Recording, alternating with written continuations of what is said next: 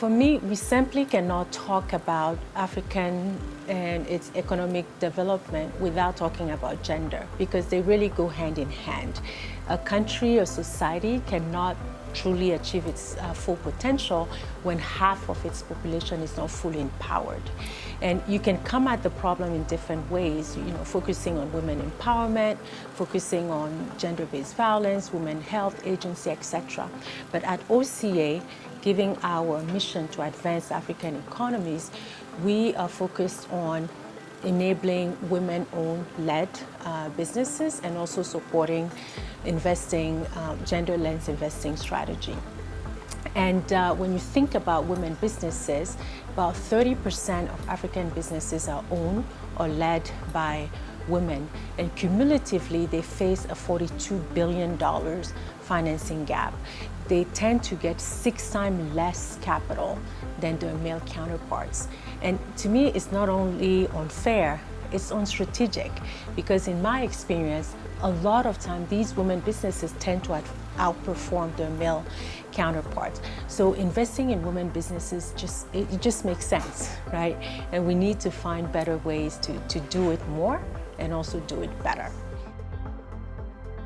So we started our gender practice at OCA about 5 years ago, and we tackle the issue in 3 different ways. First is to support women-owned and led businesses scale, right, their businesses. And this, we do it in different ways. So whether it's helping them with their strategies, whether it's helping them improve their operations or raise capital.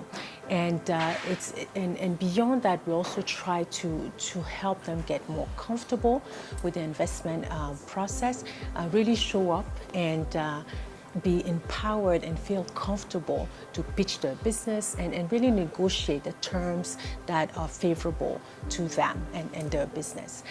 Second, we also help all businesses think about how they can mainstream gender across their operations so they can achieve better impact and better growth. And then third, we work with investors implement gender lens investing strategies, because we not only need more capital flowing into our local markets, but we need them to be fit for purpose. We need different mechanism that really meets the needs of the local businesses. And there's some amazing funds that are doing quite innovative things in that space, and we're excited particularly to see some of the local female fund managers starting to emerge, and more of them coming into this space. So 2 examples are Gather Fund and Tide Africa. So we're really excited to see what they will be doing in the coming years.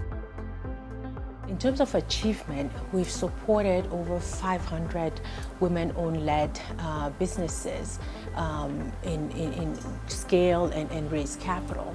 And they've been able to raise millions of dollars in capital. I think, for example, about a food processing company that we've worked with over the last 5 years or so. And the owner is amazing, smart, driven, a great business model, but she has struggled to raise capital. And I remember working with her. We've worked with her at the beginning of her capital raise journey, and we helped her come up with a robust financial model, define her capital needs, and also put together investor material so that she could engage in potential investors in the conversation. And then later on, a few years later, we've worked with her to come up with tools to help her better measure her financial and operational performance, as well as to think through her product mix and her production strategy.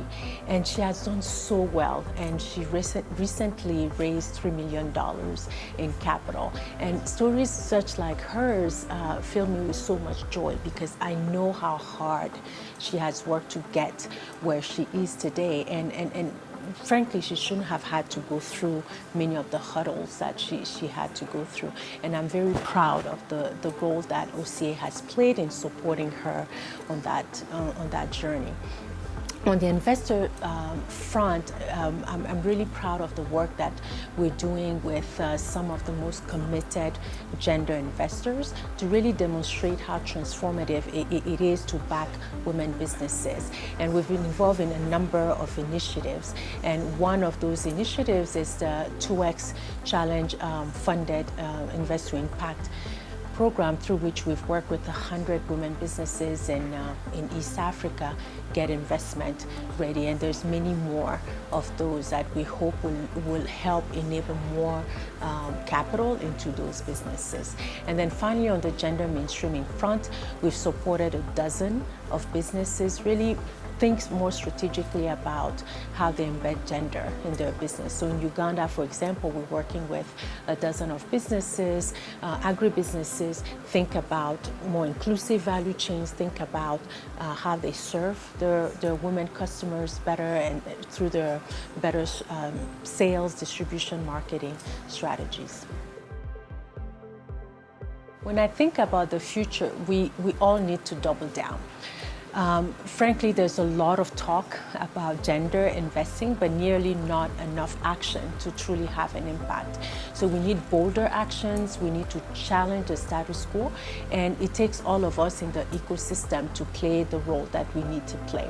For us at OCA, it means a clearer and focused strategy for what we hope to see in the coming years. So first, we want to leverage the learnings we've had, right, from the field, from the front line, supporting these 500 women businesses to really reimagine how we do this better, how we provide better support, and we're more deliberate about the impact that we're trying to achieve. There's hundreds of millions of dollars in technical assistance that we think could be spent better to really build capacity and support these women get ready to attract more capital. And we want to help drive that change. Second, we need more investors to get more serious about it. So they are the decision maker, they hold the money, and we won't be able to close the financing gap unless more investors buy into the business case and shift their investment strategy. So they need to not only commit more funds, but they need to actually deploy the funds. They need to stop using a cookie-cutter approach to investing. So what has worked in the West cannot work in the African context. So one example is that we all know we're talking about a lot of currency depreciating against the dollar. So when we are providing investing to businesses in dollars, but then their revenues are in local currency and we expect them to repay in dollars, it just simply cannot work. So we need local currency denominated facilities. We need more patient capital. We need more support for women businesses. So we want to really partner with more funds as well as to help them with that shift, and partner also with donors to help incentivize this shift. So we think this is the best way to leverage their funding. And lastly, we need better public reporting and knowledge sharing. So there's a lot of data available out there, a lot of tools that are out there, but we still need more to make the case and to get more people to join the bandwagon. And so we want to be clearer about which companies, which investors is doing what is working, what isn't, and so that we can share that. Storytelling, adapting stories to different contexts is going to be key.